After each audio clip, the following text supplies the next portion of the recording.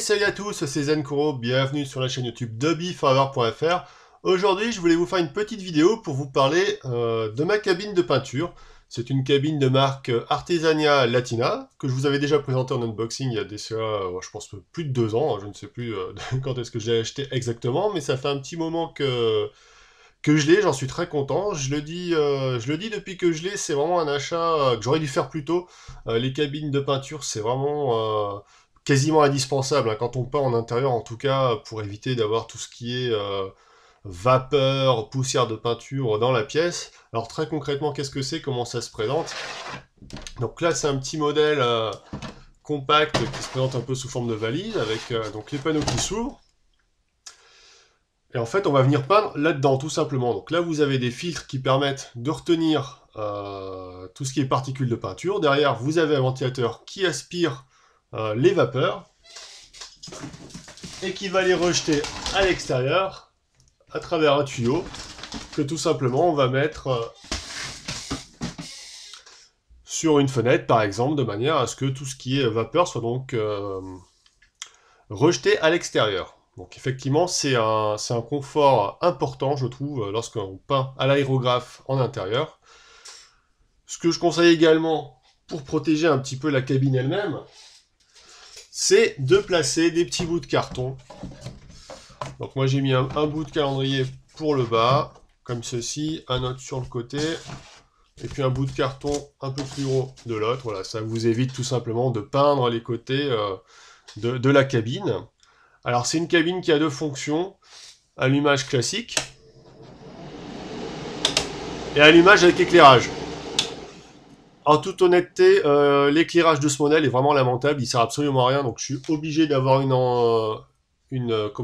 lampe au-dessus. Vous voyez, si je l'éteins, c'est quand même assez sombre. On va tout éteindre. Hop. Vous voyez, c'est vraiment minable, hein. Mais sachez quand même qu'il y a des cabines un petit peu plus chères, mais avec des bons éclairages. Vous pouvez aussi très bien installer des LED tout autour, hein, certains l'ont fait. Bon, moi j'ai une lampe sur pied qui se place juste au-dessus, donc c'est largement suffisant pour moi. Donc je vais vous faire une petite démo du coup, bon, simplement avec de l'eau, hein, je vais pas gaspiller de la peinture, mais vous allez voir un petit peu la différence. Donc là, sans le ventilo, vous voyez que là, voilà, on a vraiment toutes les vapeurs qui reviennent. Alors qu'effectivement, dès que la cabine est en marche,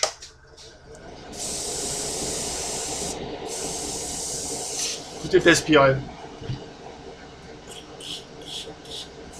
voyez? Donc là, vous comprenez bien l'intérêt, hein. C'est que vraiment,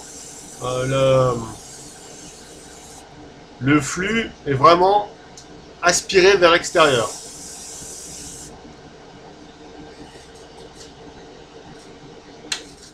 Bon, je recoupe parce que ça fait un petit peu de bruit. Effectivement, c'est bruyant. Il y a aussi le compresseur qui tourne derrière.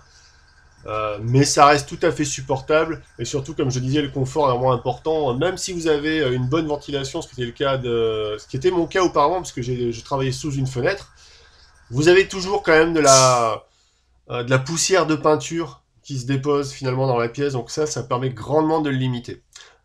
Alors au niveau de l'entretien, parce que ça s'entretient, il faut quand même le nettoyer assez régulièrement.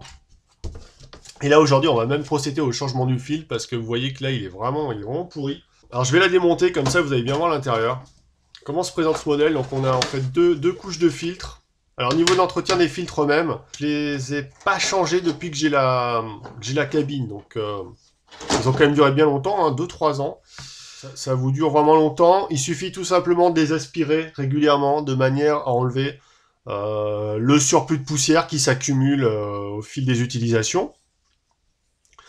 Parce qu'effectivement, au plus ils vont être empoussiérés, au plus l'efficacité du ventilateur que vous voyez là va être diminuée. C'est évident. Là, vous avez également une petite grille de protection qui évite que des objets un petit peu plus gros passent dans le ventilateur et ne l'abîment. Regardez, je prends un petit coup. Vous voyez, c'est vraiment très sale, hein. Il y a quand même beaucoup de poussière. Voilà, j'ai nettoyé il n'y a pas très longtemps, mais comme j'ai fait quelques sessions de peinture, voilà quoi, hein. Vous voyez les cochonneries qu'il y a dedans. Donc imaginez que si en plus vous n'avez pas de cabine, c'est tout ça qui reste dans votre pièce. Hein. Donc vous prenez un aspirateur, vous nettoyez bien le ventilateur, l'autre côté, les filtres, et vous êtes bon pour l'entretien.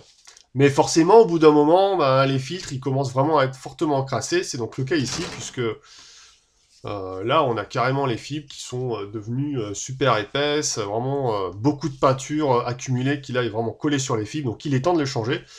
Alors j'ai rencontré un petit souci, c'est que sur cette cabine, j'ai l'impression qu'elle est plus trop distribuée, en tout cas en France, et j'ai pas retrouvé les filtres d'origine. En fait, c'est pas vraiment un problème, puisqu'on s'aperçoit que c'est des filtres assez classiques, et donc vous pouvez tout simplement, voilà, utiliser des filtres anti-graisse pour les hottes aspirantes de cuisine. C'est vraiment la même chose. Hein. Là, c'est du grammage 200 grammes par mètre carré, qui est tout à fait suffisant. Voilà, en plus, c'est des grandes feuilles. Vous avez de quoi faire facilement 6 filtres comme ça, sachant qu'on en utilise à peu près 2 à chaque fois. Donc là, vous voyez, voilà les 2 filtres que j'ai prédécoupés. Hein. Il suffit de se servir de son cadre comme pour avoir les bonnes dimensions. On met le filtre là, on remet, après l'avoir nettoyé, bon là je l'ai fait grossièrement, mais vous m'avez compris. On met la grille, on met la première, hop, le cadre avec le deuxième filtre. Alors c'est le cadre se clipse, hein, tout simplement, il n'y a aucune difficulté. C'est très facile d'entretien. Je l'ai pas dit, mais effectivement, hein, les filtres à eau comme ça, vous en trouvez en grande surface, ça coûte rien du tout. La grosse feuille que vous avez vue, je l'ai payé 6 €, je crois. Alors que dans les sites spécialisés aérographie, on vous vend les filtres pour ces hottes-là, plus de 10 balles les 2 feuilles. Là, pour 6 €, vous en avez 6. Et donc là, on est bon. Là, on est reparti. Voilà. Donc voilà, en conclusion, que dire de plus que je ne saurais que trop vous conseiller effectivement d'investir dans une hotte ou si vous êtes un peu bricolo, de vous en faire une vous-même, sachant qu'il faut faire attention dans ce cas-là à bien choisir son ventilateur parce qu'il faut qu'il résiste au solvant. Certains ventilateurs de VMC sont pas prévus pour, ils peuvent faire des petites étincelles qui du coup pourraient enflammer certains solvants, donc choisissez bien votre ventilo, mais à part ça, effectivement, soit vous êtes bricoleur, vous le faites vous-même, c'est super, soit vous êtes comme moi, vous n'avez pas envie de vous embêter, ça coûte moins de 100 balles, c'est vraiment excellent. Franchement, je ne m'en passe plus. Et en plus, ces petits modèles-là, en forme de valise, vraiment, ils prennent pas de place. Alors, comme je disais, c'est pas forcément le meilleur niveau d'éclairage. Vous avez d'autres modèles plus performants, mais voilà, avec une ampoule au-dessus, on est largement bien. Voilà, pour cette petite vidéo d'une petite dizaine de minutes. J'espère que ça vous aura plu. Ça faisait longtemps que j'avais pas parlé matos. C'était Zan Kouro. Je vous dis à bientôt. Bye bye.